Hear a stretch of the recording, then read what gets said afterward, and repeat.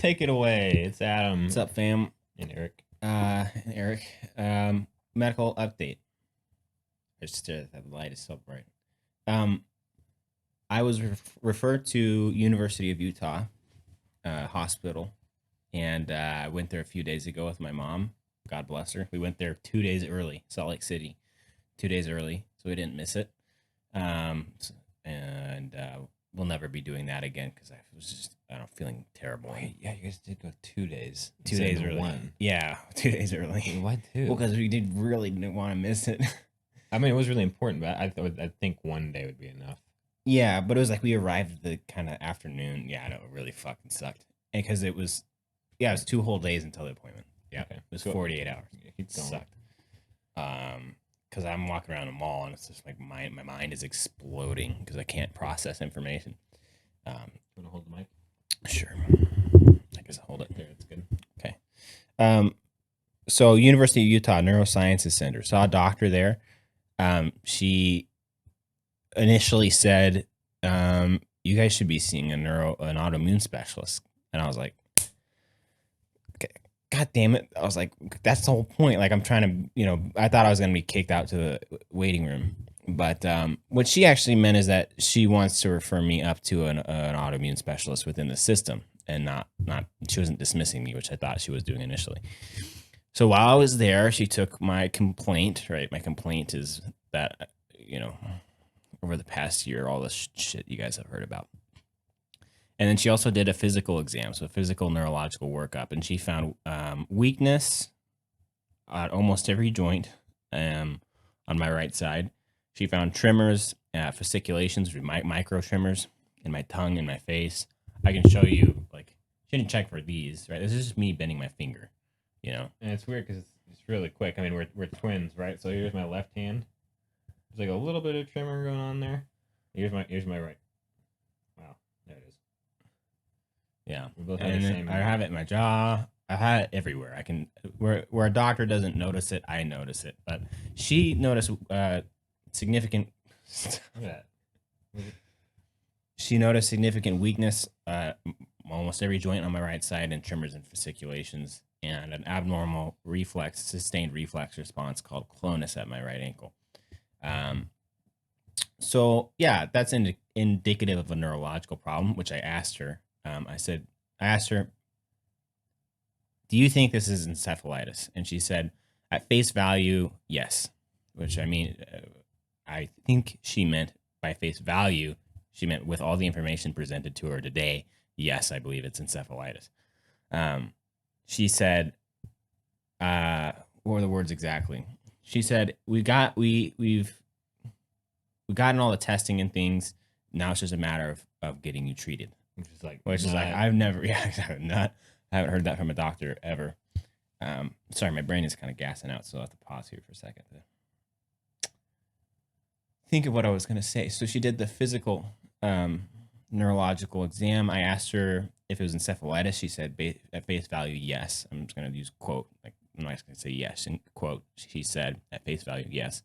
Then I asked, almost in reverse order, I said, for people back at home, would you say this is a neurological issue or a psychiatric issue? And she said, 100% it's a neurological issue because not only do I have neurological deficits all along my right side of my body, which would indicate a focal problem on the left side of my brain, right? Because the left side of your brain controls the right side of your body.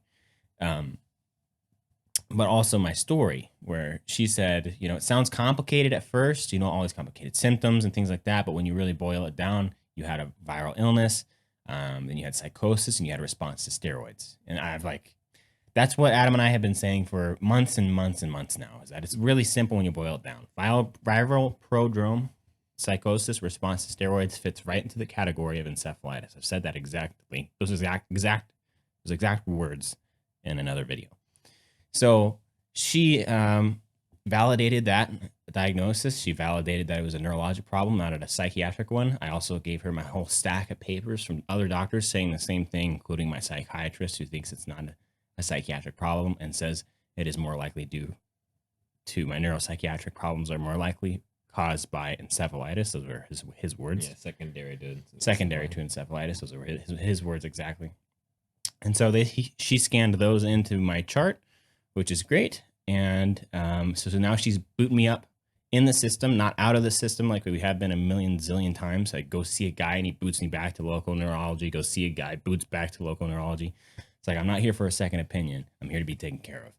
And so she's keep me within the system, and I'll be seeing a autoimmune specialist. I'm trying really hard to talk.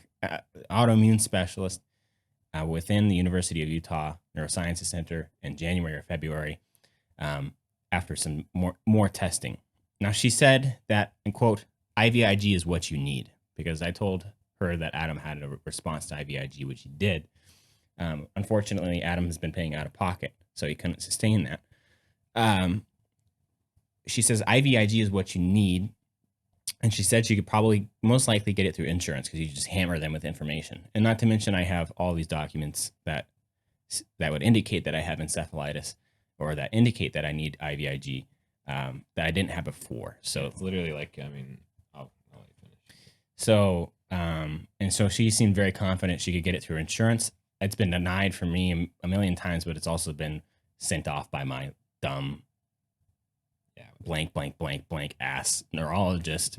There's probably no material at all, just like for another request. Right, exactly. It's like, can we please? No, all right. So she seemed fairly confident she could get it through insurance, and so the plan is I start IVIG and I get diagnostics at the same time on the same trip, because I can't get them done locally. They're not licensed in Idaho. I have to go to Salt Lake City for any diagnostic or any treatment or anything. So if I can get them all together at once, fantastic. And that's the plan, and that's the update. Yep. So in the meantime, for me, I'm scheduled with the same doc. Oh my God. It's hard, isn't it? It is hard. Doctor out in March. It was on the 27th, and I was able to move it up to the 6th, and I'm hoping to I'm literally calling every single day, trying to move it up even like sooner and sooner. If I have to, maybe I'll just see some other neurologists, but right now they're booked up completely. So I'm just calling, trying to see the same person, because if I see the same doctor Eric has seen, she's familiar with it. She can pull up Eric's chart. She can bump me up to the same person. We're in the same system. And it's also probably kind of interesting for a university hospital to have a rather unusual case of encephalitis in identical twins. I would see that as interesting from any medical professional, unless they're stupid like the ones we've encountered. Exactly. But some of the information that was being passed along from, Eric to my mom to me while they were at the appointment or shortly after was like, oh my God, I've been saying this for ages. Like a year ago when I was losing my mind and people's faces look like demons and stuff, and I had a couple auditory hallucinations, I was saying like, these symptoms aren't that weird. And my dad said, yeah, they are. And I'm like, well, I didn't respond to that, but technically they are weird. But what I meant to, what I meant to say, I'm just trying to get over with, huh? Yeah. What I meant to say, or what I meant by saying that was, these symptoms align with a diagnosis.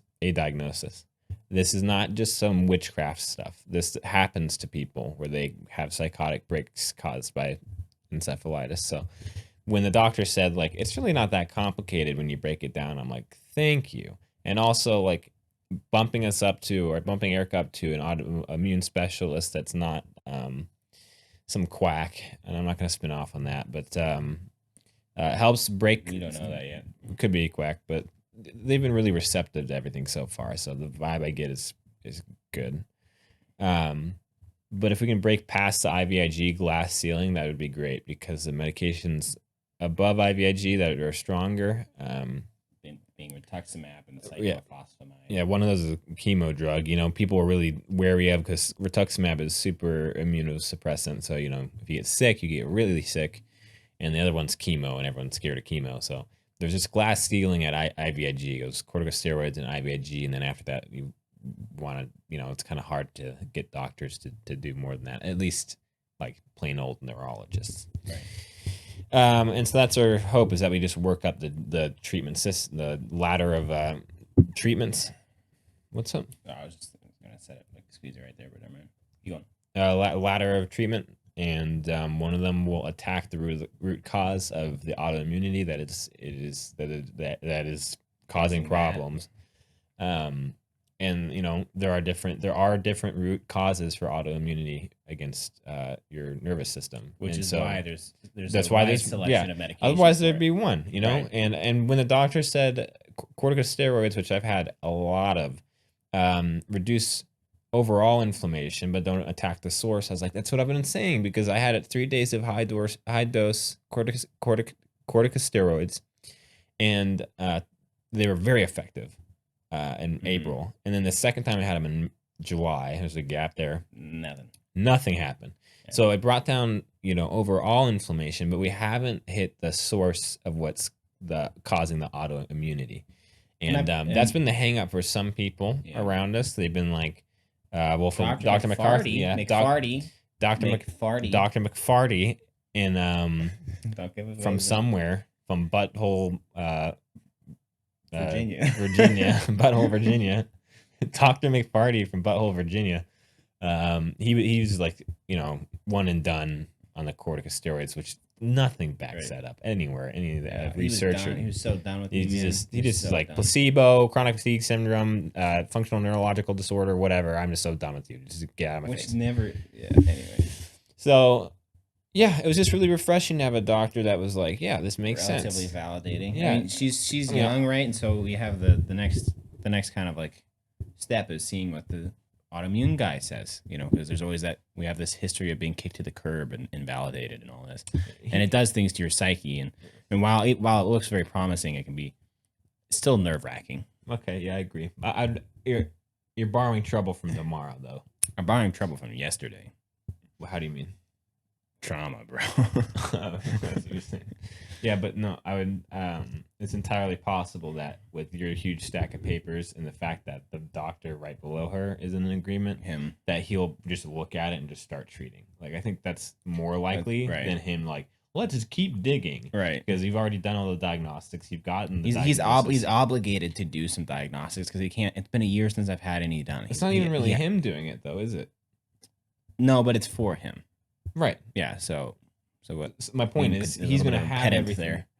No, because he's going to have everything and just go to treatment. He's not going to start doing diagnostics.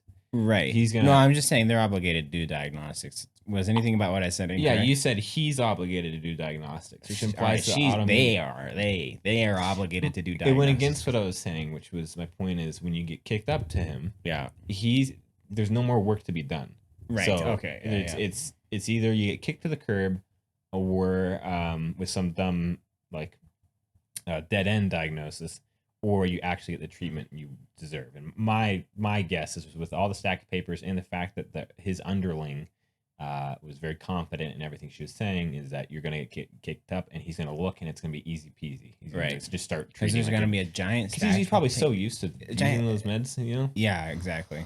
So that's our hope. Hope. Something we haven't had in a very long time, to be honest. Even with me, like, scheduled out in March, I'm like, I don't give a fuck.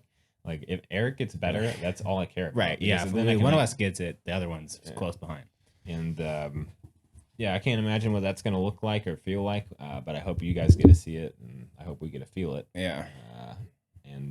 We appreciate everybody's support, both financially and just watching this is very, I don't know, it's very something. What's our time? Cathartic. What's our time on? We covered it.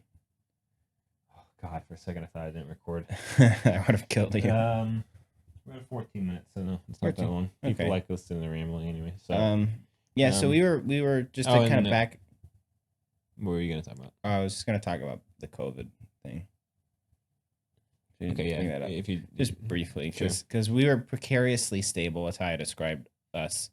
I was functioning pretty well, to be honest. To the point where it was like I can last a while. Like I can last a pretty long time in this state. It's like survivable. It's very unpleasant, but it was survivable. And then COVID came through this house like a haunted ghost, and bitch slapped everyone. Bitch slapped both of us hard. But our symptoms flared up like crazy, and we didn't even get sick. Like we tested, we didn't get sick. No sore throat or anything like that. Tests were negative, everything. But it was still obviously Dad coughing in our face when he had COVID. Obviously, it gave us a viral load that our body was fighting off, successfully. So a lot of this is kind of like layman terms, right? Because I don't know. I'm like working my way slowly through Khan Academy, like immune system so I can understand how these medications work to some degree and stuff like that. Because I don't want to be ignorant. But and that's kind of a layman like theory that a virus coming through working up your immune system could possibly worsen an autoimmune condition. But the doctor that I saw at University of Utah validated that and said that that theory is logical. So like, that's what I've been, that's what we've been saying. It's like every time a cold comes through, both of us are like, you can feel it because we get like, agitated, everything's way ramped up. And COVID messed both of us pretty bad. Fucking nuke. Yeah. And I haven't recovered and since. I feel like I've kind of recovered. I recovered some. The IVIG has been helping. Well, because when it came through, I almost went psychotic. And when you've been psychotic before, you know what it feels like to be right on the verge of it. At least the form of psychosis I have, atypical psychosis, where I'm aware of my surroundings. I'm not having delusions or anything like that. Keep it like sorry. But I was on the verge of psychosis, and I know what that feels like. And so I immediately hopped on an antipsychotic and a bunch of sedating medication. And back in the day, last winter, when I went full blown psychotic, 10 milligrams of Zyprexa, which is a fucking nuke amount of antipsychotic, didn't take me out of psychosis. But this time around, I was like sedating the shit out of my brain to try to prevent psychosis from occurring.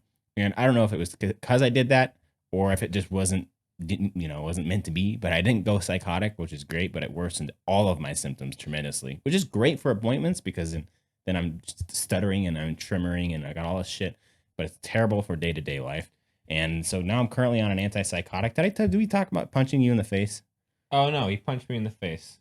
But so we can abbreviate it. We'll abbreviate it. A big problem. You're prefacing. I hate to criticize here for a second, but you're prefacing everything with like, you're saying this is like a really layman's way of explaining it. Like, you don't have to say that. Obviously, when a cold comes through, if you have an autoimmune issue, it makes sense why it'd flare it up.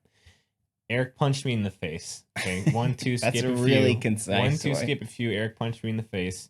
All right, and I was gonna punch him back, but I knew it was gonna end him. But hold on, you're skipping the why. You're skipping the why. We know the how with my fist. I know. The how's with my fist. The why is that because you're so agitated and have emotional dysregulation and all that. You're unable to control your emotions, and so there's so much. You're going too fast because it's because you go too slow. No, I'm sorry. Emotional dysregulation is a symptom that's common with encephalitis. You gotta establish that. I look like an asshole. I'm just mad because our last take accidentally didn't record. Okay, that's where this is coming from. Yes. Okay, so emotional dysregulation is when you can't control your emotions. They go different directions and you have no control over them. And behavior is an output of emotion, right? It's the result of emotion. And so you have a high emotional dysregulation and it affects your behavior. And it's really, really, really hard to control. Really hard. It's like if you had a hot flash of anger and you have that feeling of like you just want to at somebody. The hot flash of anger is constantly there, and it makes it very hard to hold your tongue and not fucking smash a plate against a TV. That's a miracle, by God, that every TV in this house, has not been smashed to bits. I haven't all 10. I haven't smashed a fucking plate. I usually I would take it out on food. I'd beat the shit out of a loaf of bread. Yeah, and then Adam would walk upstairs and go like, "Oh fuck, the bread." Yeah, buy the bread, man. But anyway, 1, 2, skip a few. Eric punched me in the face, and so he's on Zyprexa. And I am too because Zyprexa is a mood stabilizer. Yeah, it calms down the agitation. And I think there's only been like a couple. Skipping over the fun part though, which is I punched you in the face. 1, 2, skip a few. You want to discuss it?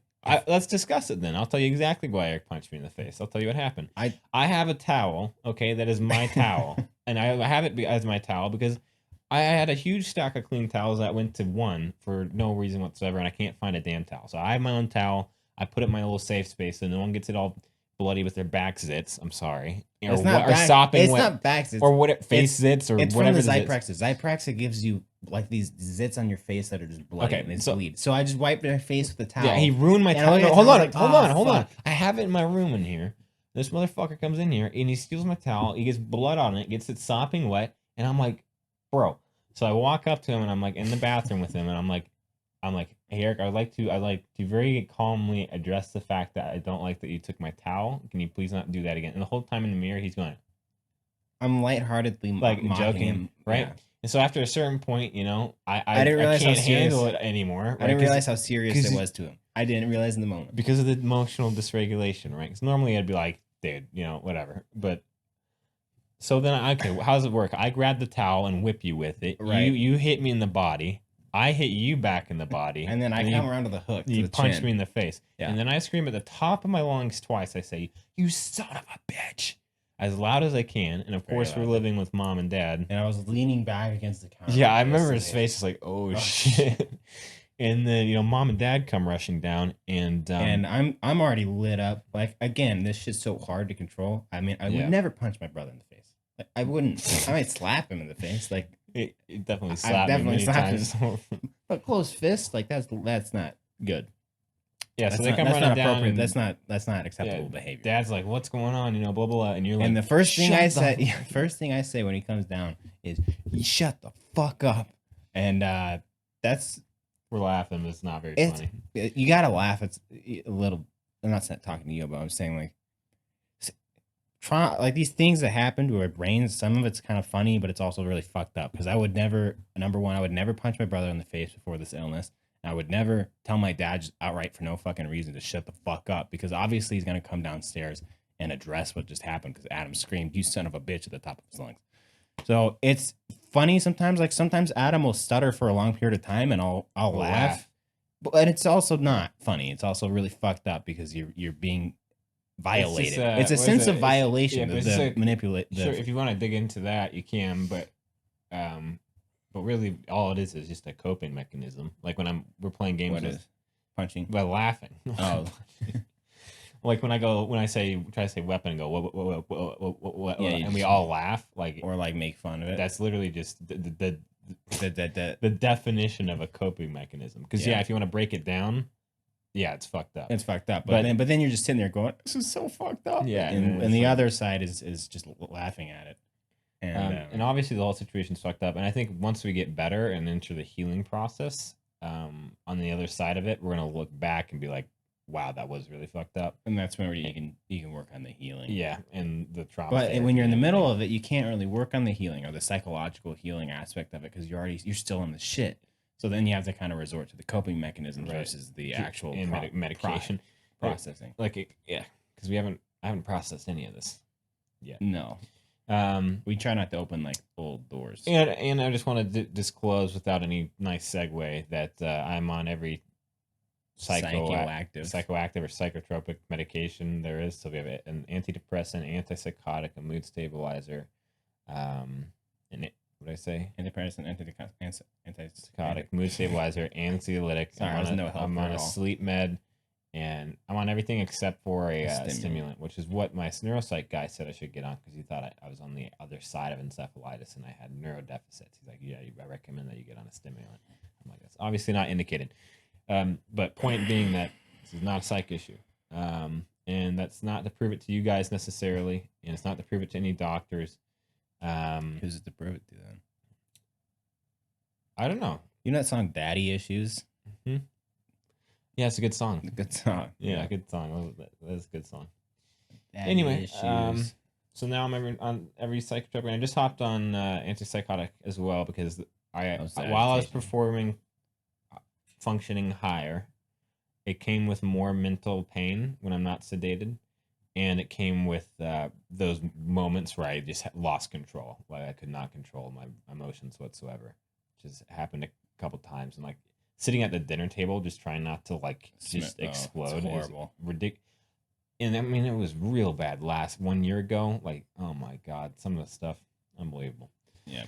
Anyway, so Eric has a very promising direction at U of U, and that's where I'm kind of trying to follow up behind it as quickly as possible. But we're also not placing everything in one basket. We do have other neurologists lined up, so if we need to, we can. We're ready to call an audible at any second. Exactly. Yeah. And okay, I think we covered everything. U of U referral, punched you in the face, on an antipsychotic. Yeah, which makes you so hungry. And I think I put on 10 pounds already, and then it like makes your face sag and you get zits. So I'm off the dating market. I've been off the dating market for I'd Yeah. say just since this began, but let's be honest, I was pretty much. And sometimes I drive. I was dating beer before this happened. Yeah, you were. Yeah, you had a fanciful Beer spine. fanciful relationship with alcohol. Fanciful is one way to describe it. Yeah, always kind of you get the rose colored spinning Anyway, around the room with a beer bottle. I liked beer a lot before this happened. Of course, I haven't had a single drop of Alcohol beer or nicotine or caffeine in over a year now. And boy, People I are like, love "How that. do you go without your coffee?" It's Like, yeah, 'cause I have I'm to. losing my fucking marbles. Because if I drank a cup of coffee, it wouldn't feel like a cup of coffee like it would No, for a it just normal felt person. weird. It would feel just horrible. I wouldn't fuck me up. I don't think, or just they just make me. Well, feel I've had it before, Have you? and yeah, and it doesn't feel good. I didn't chug a Monster, but it just doesn't feel good. So I And alcohol would just leave you hungover for a week. Even like what was no, it? I had half a I shot had of alcohol. half a shot of vodka back when I thought maybe steroids would just cure me, and Woke half up. a You shot woke of up in the vodka. middle of the night, didn't you? Yeah, I did. Woke up in the middle of the night. Got the kind of alcohol insomnia, and then was hungover for I think 2 days, like as if I went on a bender. And it was half a shot of alcohol. Yeah, it's crazy, and it was exactly and these like are things I went on a I bender. loved. I loved those things.